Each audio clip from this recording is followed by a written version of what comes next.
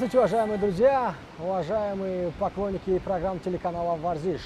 У нас очередное интервью с достаточно именитым футболистом, с игроком сборной Таджикистана или уже бывшим игроком сборной Таджикистана по футболу Искандаром Джалиловым. Искандар, добро пожаловать на нашу передачу. Спасибо, что выделил время.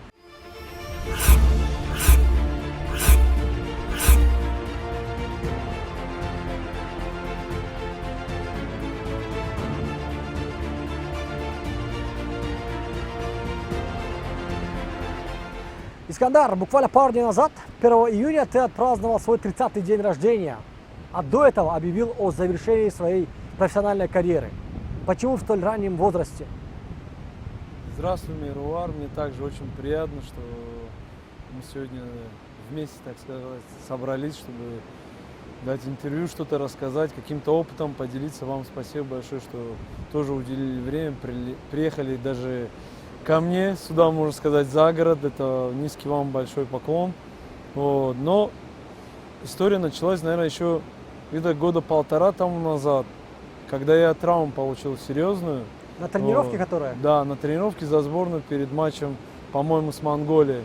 19 числа, месяц, я извиняюсь, сейчас могу забыть именно какой, но суть в том, что тогда уже я не знал, что я вообще нормально могу ходить или не буду ходить нормально, а тем более уж бежать.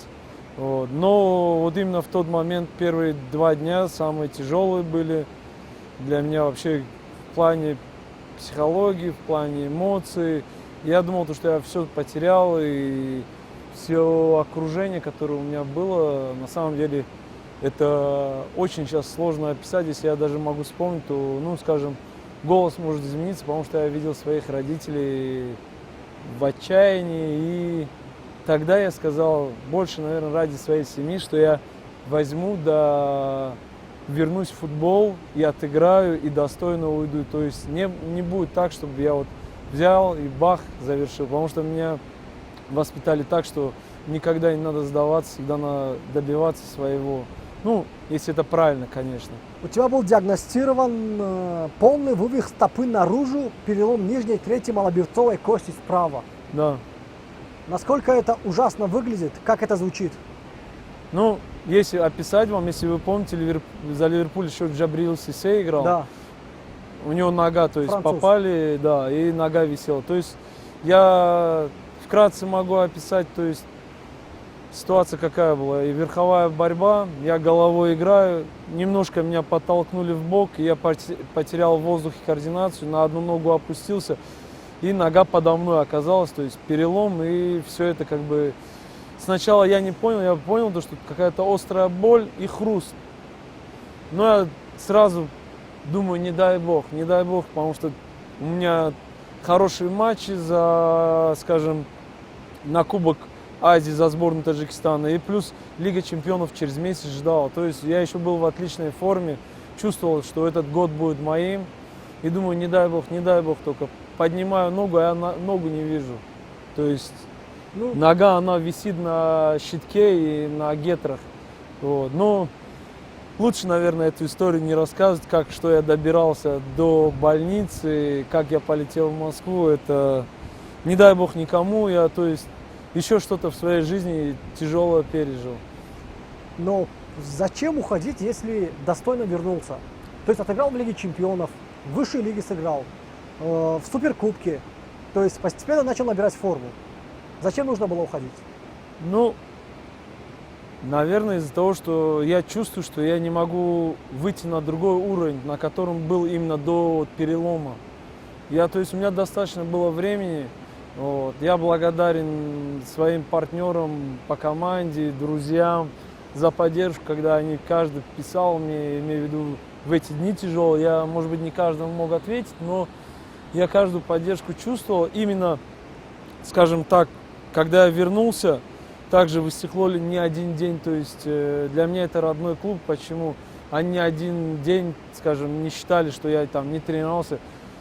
Всю мою зарплату как надо было давали и во всяком случае поддерживали в любых начинаниях. Отправили меня в реабилитацию в Узбекистан, там команду «Локомотив», у них есть хороший врач, к ним я поехал, реабилитировался, скажем, на 2 недели реабилитацию прошел. И по возвращению, то есть даже играя в Лиге Чемпионов во всем, я чувствую, что это мой предел.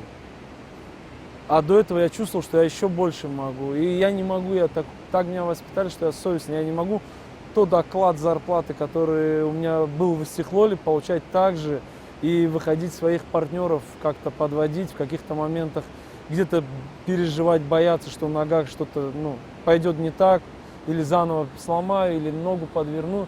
Я не могу так. Просто я такой человек, так меня воспитали, что если на меня надеются, я должен максимум выжить. То есть та травма нанесла очень сильный психологический удар. Ну, больше не психологически, опять же говорю, я же, если психологически был бы, я бы, наверное, не начал бы. Вот. А так как я около 7 или 8 месяцев также продолжаю играть, уже боли нету, травмы нету.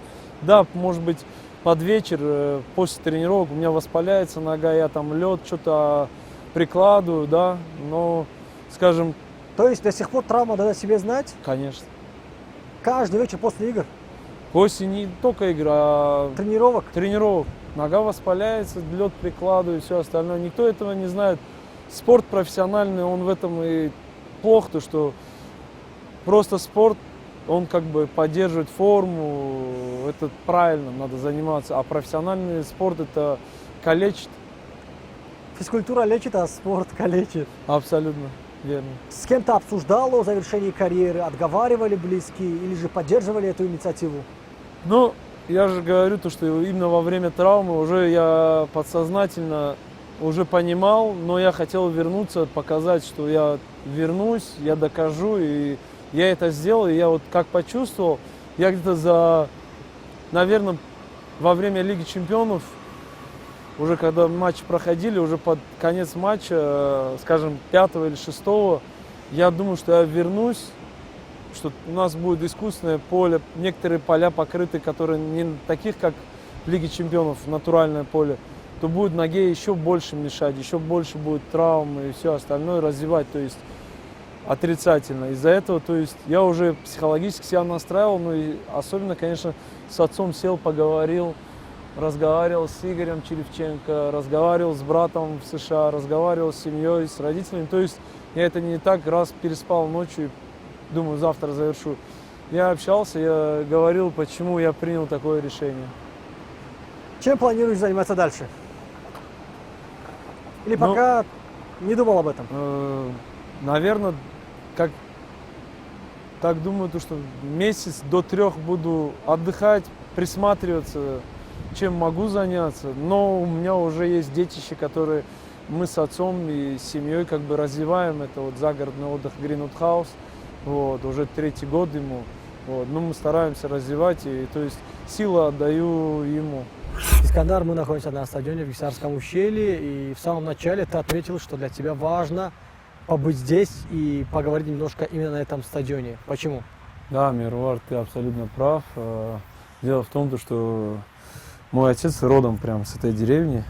Вот, и, можно сказать, наши азы вот прям на этом поле все мы обучались. Может быть, даже, я не знаю точно, не могу вспомнить, но, может быть, я даже начинал ходить здесь.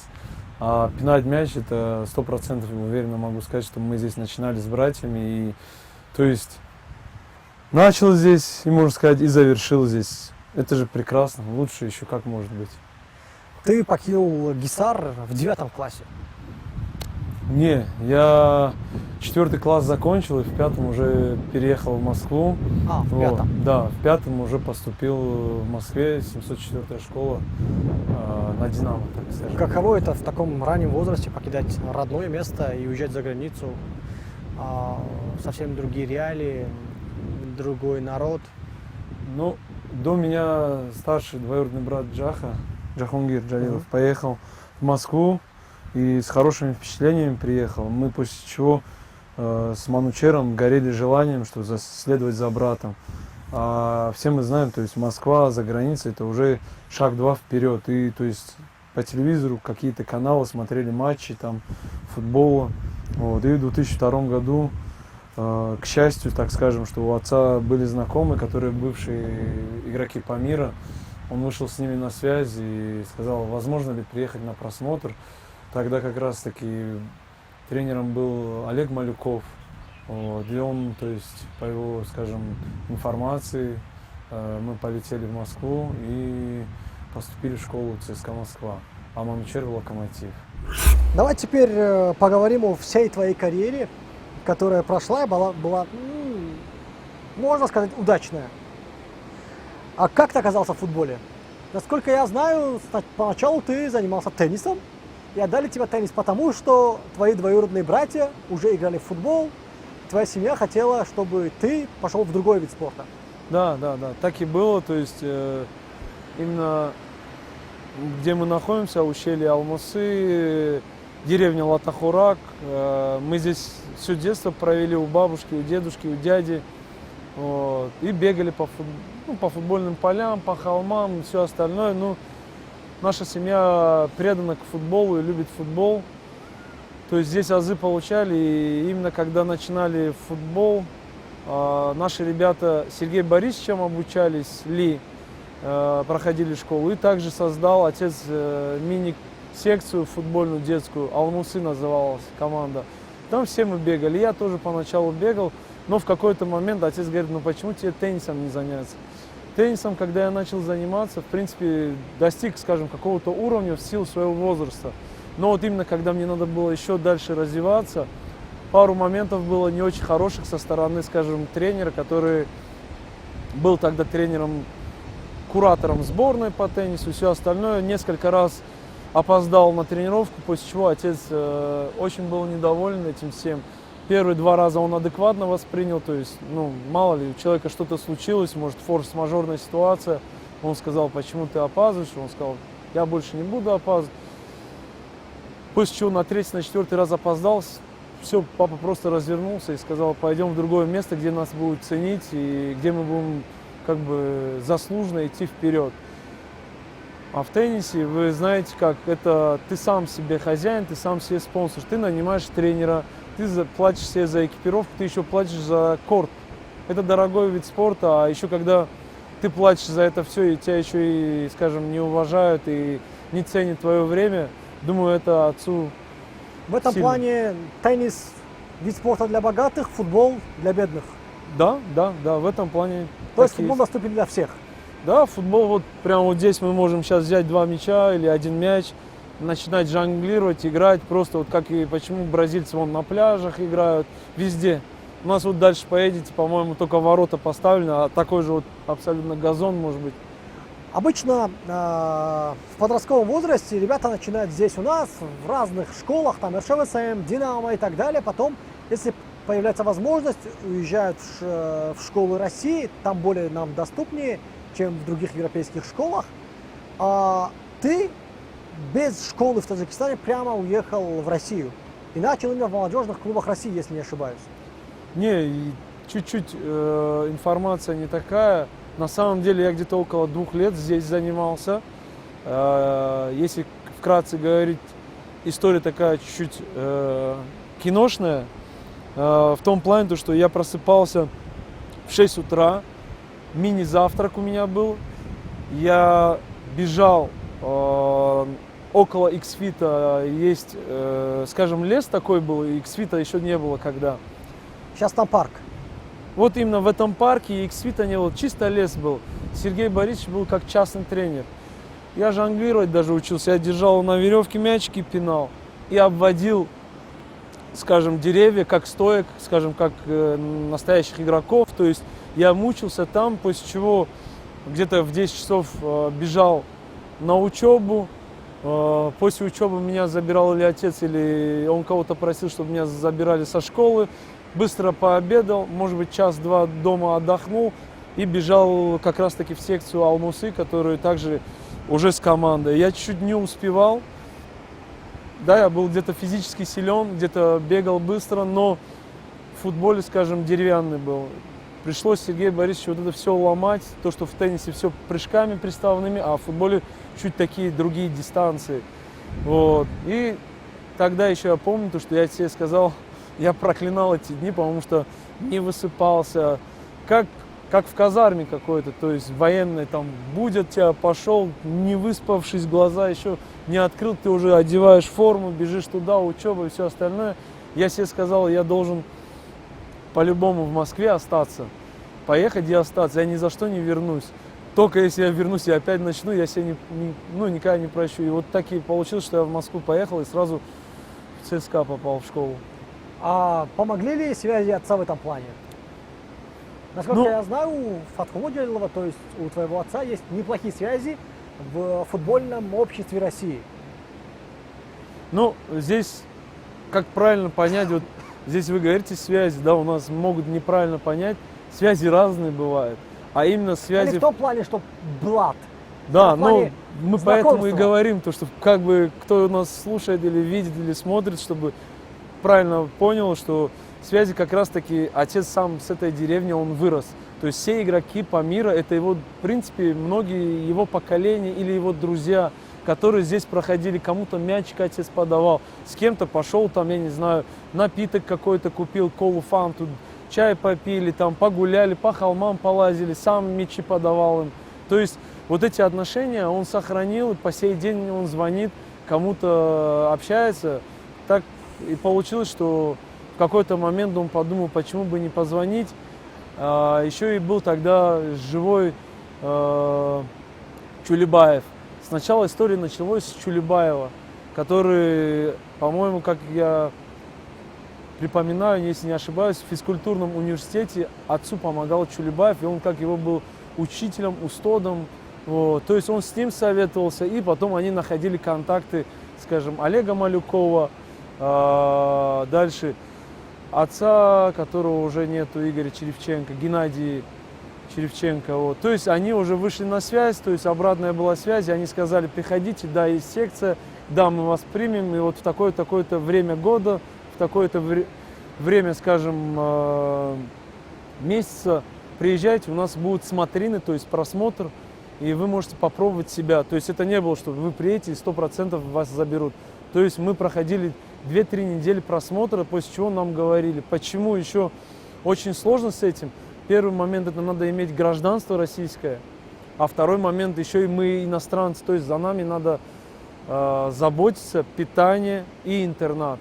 А это уже надо иметь, скажем, такого качественного игрока, чтобы он был на голову выше русского коренного. Это очень сложно, и надо, я не знаю, пахать на поле. После молодежного уровня, ЦСКА, Рубин, до 2014 года ты как-то не мог закрепиться в одном клубе. Тебя как-то штормило по разным местам. Сначала Нефтехимик, потом Турну Северин из Румынии, даже был период в Истеклоле. Ну, именно как раз-таки здесь надо найти себя, именно вот этот переход с молодежного на взрослый футбол.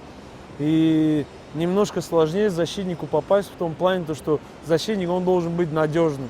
Мы многих защитников знаем, они практически опытные взрослые. Почему? Потому что с годами опыт приходит, и все защитники практически чуть возрастные, крепкие, такие умные. И как раз-таки, переходя с молодежки в какую-то другую команду, может тренер не доверять, может просто-напросто в данный момент ты не силен физически, а ему это важно, чтобы был, скажем, бойцом, понимал, читал игру и все остальное. Поэтому, то есть, много где искал себя, чтобы тренер доверял, пускал, а я молодой, я хочу доказать, я хочу выглядеть, скажем, лучше и играть в стартовом составе. А в Румынии как оказался? В Рубине? В Румынии. В Румынии? Ну, когда я был в Турну Северин. Да.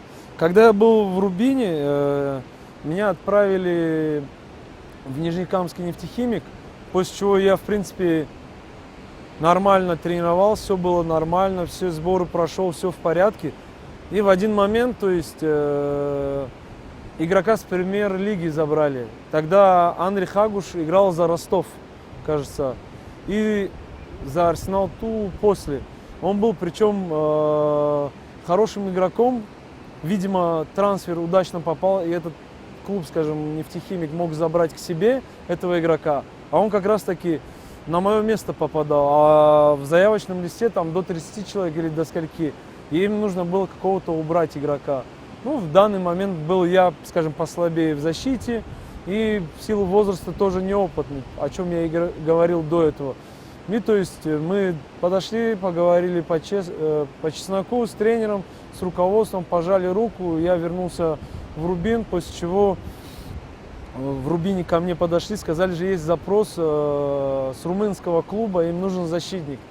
После чего я сказал, да я наоборот хотел бы в Европе поиграть, для меня это интересная практика. И на будущее все равно европейская школа, оно после себя оставляет хороший след, и можно дальше идти в другие еще интересные клубы. Я попробовал. И не получилось пойти дальше, в Европу.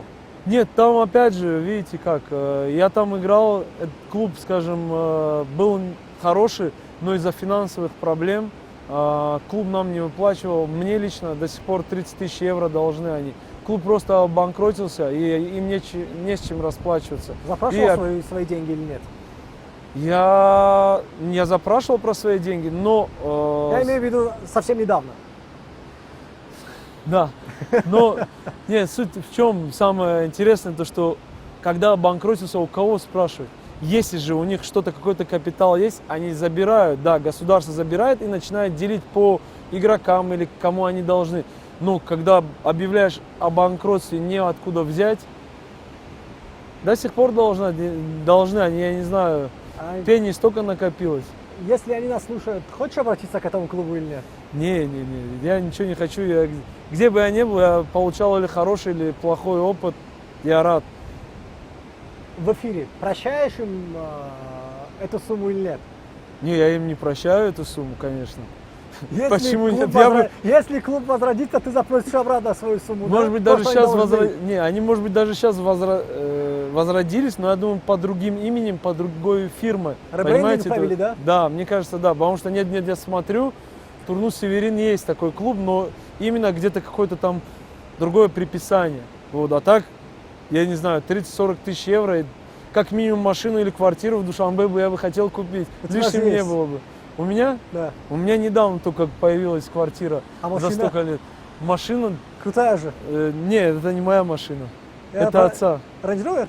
Да, это отцу я подарил. Ну классно. В 2014 году ты временно приехал в Таджикистан.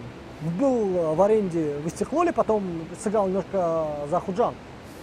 Почему? Да, именно в Исихлол, когда я приехал, меня хорошо очень приняли. Вот. На тот момент Шерембеков был тренером главным. Вот. После чего он меня пригласил, мы с ним побеседовали. У нас как раз таки, кажется, суперкубок был, где принимает, я извиняюсь, Хатлон. Тогда в Курган-Тюбе, сейчас... Вот именно у нас суперкубок в Кургане. В Бухтаре. Да, в Бухтаре был. И мы туда поехали. Я надеялся, что я буду играть, и тренер мне обещал. Я, к сожалению, этот матч не помню. То ли я вообще не играл, то ли я вышел на замену. Ну, вроде, скажем, обещания были одни, но я не сыграл все матчи, которые я бы хотел. И у меня к Шерембекову абсолютно хорошее отношение, то есть в человеческом плане. Но то, о чем я когда переходил именно в Истихлол, я не получил, и я не расстроился. То есть я пожал также руки, это спорт. Если они... Вопрос в другом. Почему приехал в Таджикистан, когда у тебя карьера шла в России? Там? Я хотел играть. Я не играл возможность там. давали только здесь? Именно на тот момент было предложение хорошее по финансам и по игровой практике Истихлол. Вот как раз таки я говорю, приехал, но опять же я получал какие-то деньги, но, скажем, не играл. После чего я не хотел как-то конфликт завершать, ругаться с кем-то, что-то. И у меня предложение также последовало от тренера Нумона, Акимова, который был и у нас в Алмусы тренером в школе. Он там оказался. И, естественно, я за тренером поехал, я начал играть.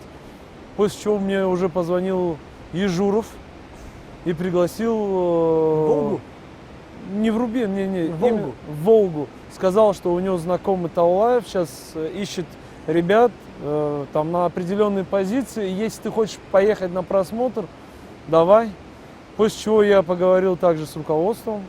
Они сказали, окей, если такое предложение на шаг, на два лучше, то поезжай. Я поехал, начал тренироваться. Ну, как везде в спорте бывает. Почему, по твоему личному мнению, тебе не удалось выйти из уровня ФНЛ в уровень РПЛ и там закрепиться? Да тут много, наверное, причин, но я думаю, самая главная причина это, наверное, немножко удачи, потому что мы, когда, скажем, играем с командой с премьер-лиги, они даже наоборот дают нам играть, и с ними удовольствие получаешь, играешь, и даже можешь лучше показать, чем нежели в ФНЛ или во второй лиге, или даже в чемпионате Таджикистана. То есть там открытый футбол идет, спокойно можно играть, даже легче, именно легче, чем... Легче в плане жесткости и борьбы? Да в целом легче, там просто надо думать быстрее. Там надо думать быстрее, принимать решения, отдавать быстрые пасы, только в этом. Все просто на шаг быстрее. Если вкратце объяснить, легче, наверное, будет, если во второй лиге 3-4 касания делать, то в первой лиге 2-3, а в премьер-лиге 1-2. И также вся система построена, то есть быстрая скорость. Чего нам не хватает для того, чтобы выйти на один уровень, условно скажем, с РПЛ или же чемпионатом Румынии? В целом. Ну, здесь много Даже параметров. можем отметить, что с уровнем ФНЛ мы даже отстаем от ФНЛ. Я правильно выражаюсь или нет? Да. Чего нам не хватает? Ну, это такой очень большой, можно сказать, длинный вопрос. Почему? Потому что вся структура, которая сейчас держится в футболе, я думаю, благодаря нескольким людям футбольным, скажем, которые занимают большую должность в республике, но они не стоят на стороне, они поддерживают всеми силами. А за границей как? То есть там есть частные спонсоры, там есть, которые определенный город имеет там свой завод, он спонсирует, и он хорошие деньги вливает. Самый главный фактор – это финансы. Финансы, которые вливают и менеджмент, и конкуренция. То есть если появится у Стихлова, допустим, команд 5-6 конкуренции, я думаю, даже зрители будут ходить, которые будут видеть, что идет ажиотаж, дерби и все остальное, и это будет всем интересно, кто же будет на первом месте. А сейчас мы все прекрасно понимаем, уровень у Стихлова один, а других клубов другой. И все уже, начиная чемпионат, спокойно борются за второе, за третье место. Это неправильно. Теперь давай перейдем к другой теме. Сборная. Да. Ты играл за юношескую и молодежную сборную России, но ни разу не был вызван в основную команду. Но с 2014 года ты выступаешь за национальную сборную Таджикистана. Итак, вопрос на миллион. И тут нужно откровение. Если бы одновременно было предложение выступить за сборную России и предложение со стороны сборной Таджикистана, кому бы ты отдал предпочтение? Ну, наверное, я правильно так выражусь. Не то, что предпочтение. Я бы сыграл бы, наверное, выбрал бы сборную Россию, потому что это было бы даже, я думаю, для Республики Таджикистан, что их, скажем, воспитанник, скажем, это моя родина и все остальное, но чтобы гордиться, что он играет на уровне России, играет, скажем, в чемпионатах Европы. Вот, допустим, Россия заняла там 3-4 место в чемпионате Европы. И приехать с этой медалью, я думаю, это гордость была бы. Это другой уровень уже. А получилось так, что я уже не видел где-то, уже возраст подходил, что надо играть за сборную. Меня несколько лет до 2014 года, то есть за 2, за 3, за 4 года просили, давай сыграешь. Я поехал в Европу играть. По-моему, на тот период я играл в Дунаф-Русе. В Болгарии, да? Да, в Болгарии. И меня ничего не держало. А почему изначально я не играл? Потому что есть такой порядок в России. Если ты играешь за другую сборную, то ты автоматически становишься легионером. А легионером это Там уже ты в первую теряешь очередь лимит много. на легионера. То есть ты в клубе...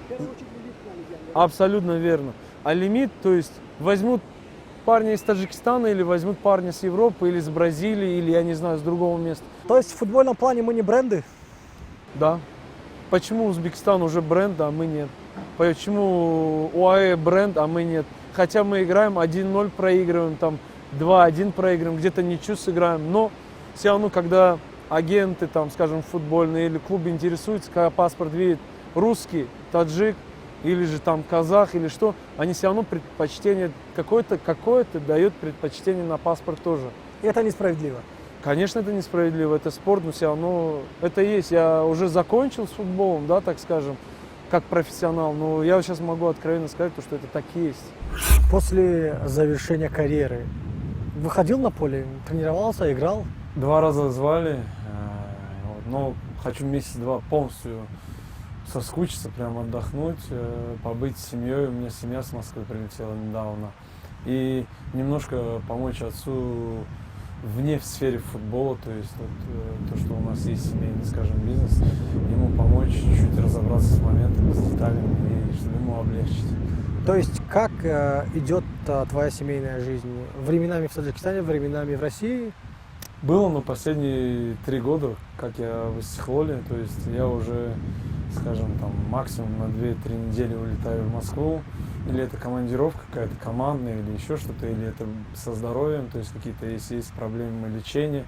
И третий момент — семью повидать там тоже.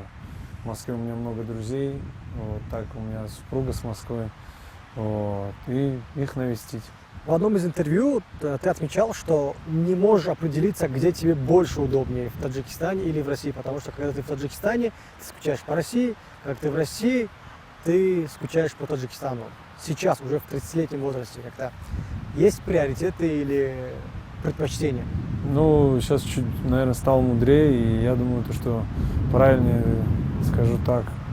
Наверное, там, где моя семья и мои родители, мои дети, там, скажем, жена, там, им хорошо, там и мне будет. Вот. То есть я выбираю комфорт для семьи. Вот. В данный момент я вижу себя в Таджикистане, потому что отцу, как я повторил, надо помочь во всем этом, разобраться. И также много есть знакомых, которые вот буквально за 3 года я повстречал, с которыми интересно пообщаться, набраться опыта еще вне футбола, потому что жизнь продолжается. Кто-то даже говорит, что после 30, после 40 только жизнь начинается. Вот я только вот это ощущаю и, скажем, востребованный в других местах. Поэтому здесь, в Таджикистане, я думаю, я найду себя еще в каких-то местах. Какой матч считаешь самым запоминающимся в своей карьере? Каждый матч для меня это, ну, скажем, особая мотивация, особое отношение. Но я, наверное, по последней сейчас памяти, наверное, скажу то, что это будет Лига чемпионов, все матчи. Хоть и не положительные результаты. Позапрошлого сезона или прошлого?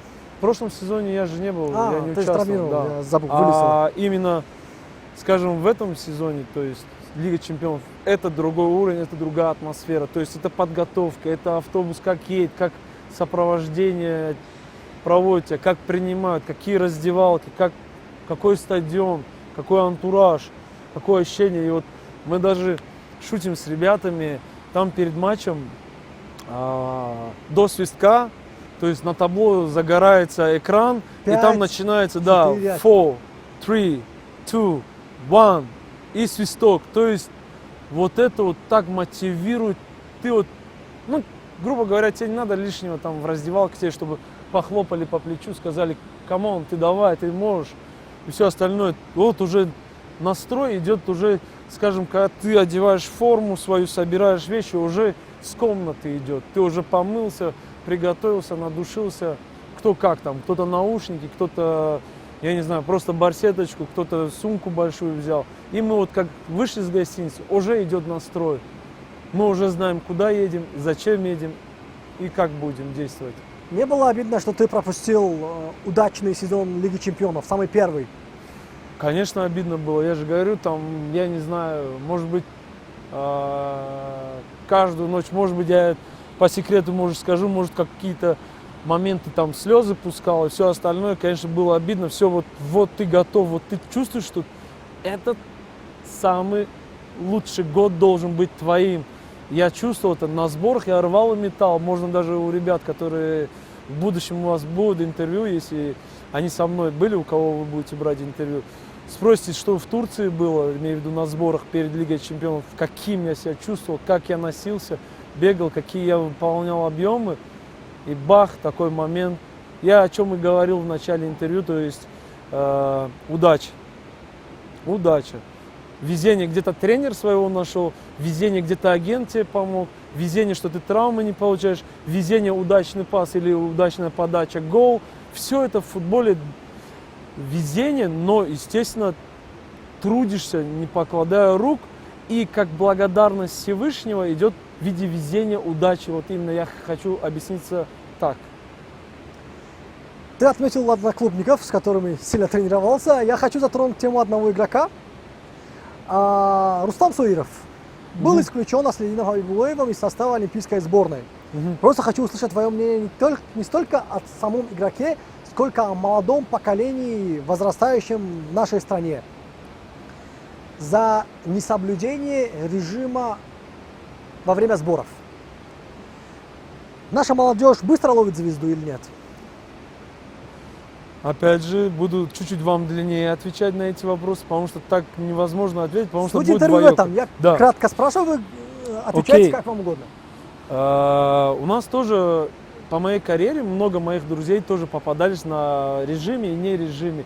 И были такие талантливые, что, верите, нет, мне казалось, что он будет, может быть, на уровне, там, пусть будет Месси, Криштиану Роналдо. Были такие ребята, были.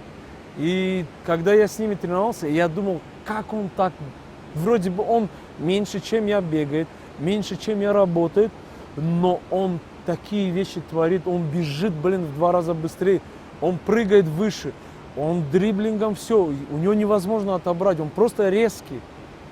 Талант. Но человек нарушал режим, выпивал, там где-то гулял ночью, где-то все это.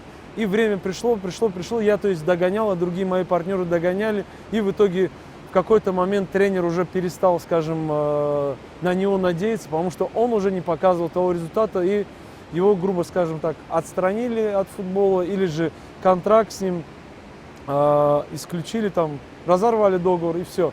А в нашем случае, я хочу сказать, есть и плюсы, и минусы. Плюсы в чем? То есть, именно у нас есть очень много талантливых ребят. Рустам Суиров, Ислом, Ануш Шервон. Многих могу назвать, может, кого-то сейчас я не назвал, но у нас много. И причем я с ними сам тренируюсь, вижу, что одарены ребята, но немножко они не думают больше, чем надо о футболе.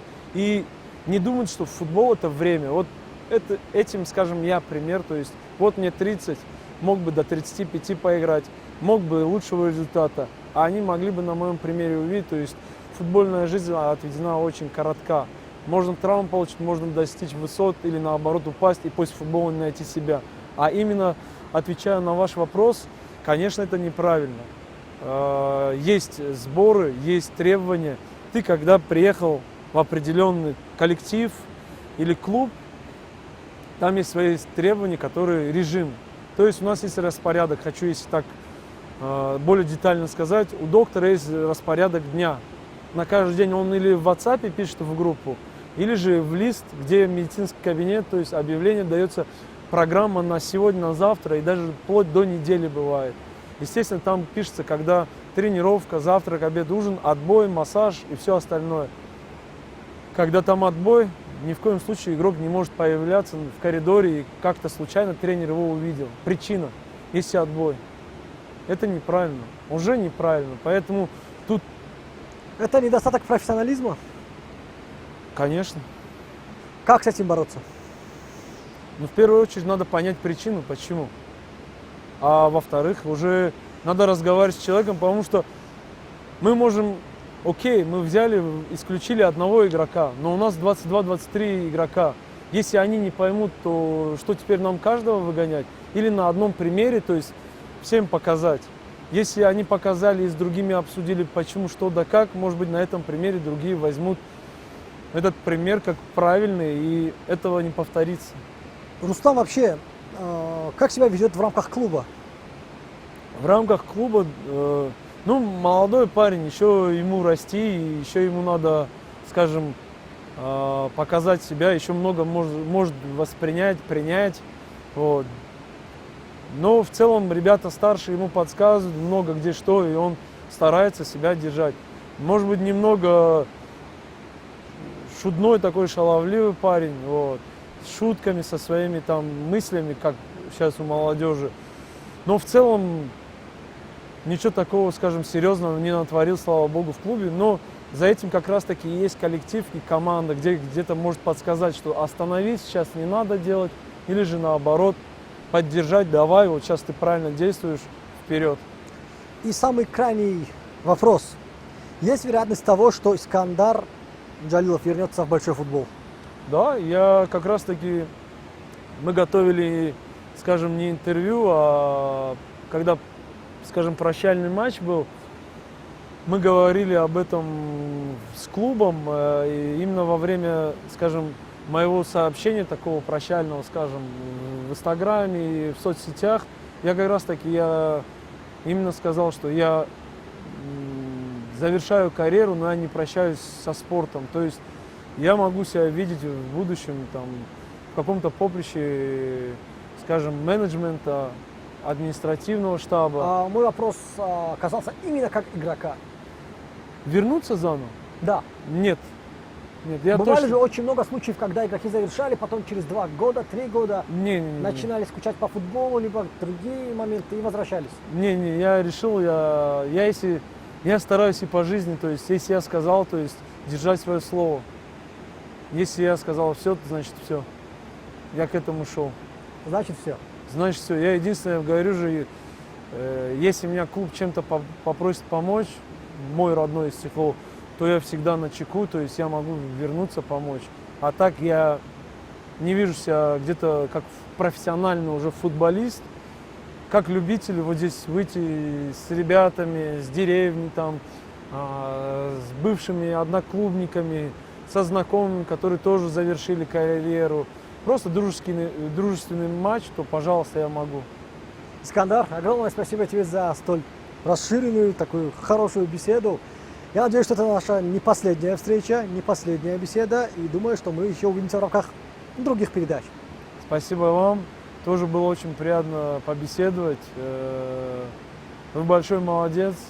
Продолжайте в том же духе, и очень интересно с вами общаться. Отлично. Спасибо. Уважаемые друзья, на этом очередной выпуск подходит к концу. Мы продолжаем искать интересные личности для беседы, для интервью. На этом я с вами прощаюсь. До новых встреч. Пока.